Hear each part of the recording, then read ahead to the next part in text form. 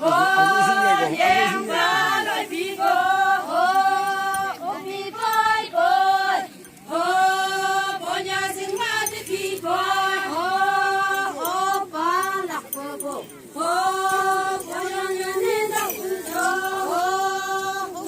dập lưng như vậy, đi từng hết như vậy, ăn cứ ở nhẹ nhẹ lưng cậu được,